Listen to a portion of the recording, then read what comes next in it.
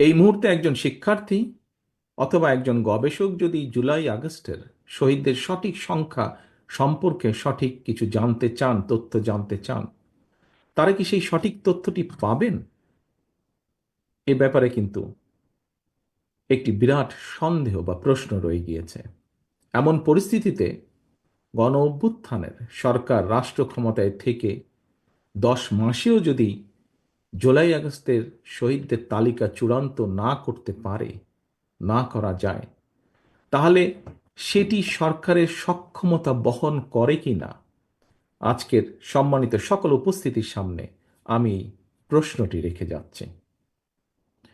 এখানে আরেকটি প্রশ্ন এসে দাঁড়ায়, সেটি হচ্ছে সরকার কি তাহলে হতাহতদের ব্যাপারে উদাসীন, নাকি ক্ষমতার মোহে আচ্ছন্ন? এটিও আজকে বহু মানুষের, দেশের বহু মানুষের একটি বড় জিজ্ঞাসা।